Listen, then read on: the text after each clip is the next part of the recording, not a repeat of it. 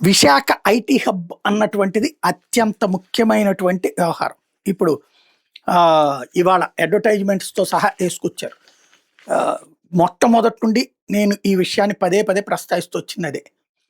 రాష్ట్రం డెవలప్ కావాలంటే corporate IT కంపెనీలను తీసుకురావాల్సింది విశాఖకే. వాళ్ళు అక్కడికైతే వస్తారు కానీ అమరావతికి రారు, గుంటూరుకో బెజవాడకో రారు. కాస్త కొస్తో ఛాన్స్ ఉంది తిరుపతికి. కాకపోతే తిరుపతి కూడా వీళ్ళకి ఆ ఐటీ కంపెనీలలో కార్పొరేట్ కంపెనీల వాళ్ళకి మల్టీ కల్చరలిజం ఎక్కువ అలవాటు. అంటే అన్ని రకాలైన సంస్కృతులు, భాషలు ఇవన్నీ కూడా.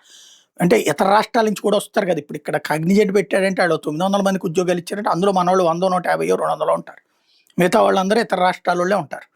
కాబట్టి అట్లా ఇతర రాష్ట్రాల వాళ్ళందరూ ఉండేటటువంటి కాస్మోపాలిటన్ సిటీ విశాఖపట్నం. ఇప్పుడు అది ఆ దిశగా ముందుకు పడుగుతోంది అడుగులు. ఇదివరకే జగన్ టైంలోనే దాన్ని అందుకే ఎంచుకున్నది రాజధాని. సరే రాజధాని కాదు అనుకున్నాం మనం, రాజధాని అక్కర్లేదని వాళ్లే కోరుకున్నారు. కాబట్టి ప్రాబ్లమే లేదు.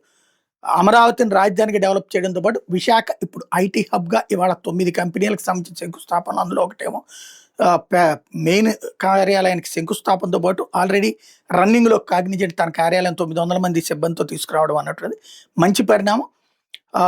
ఈ దూకుడు ఇలాగే కొనసాగిస్తే రాబోయే 20 ఏళ్లలో విశాఖపట్నం హైదరాబాద్తో పోటీ పడగలిగిన నగరం కిందన తయారవుతుంది.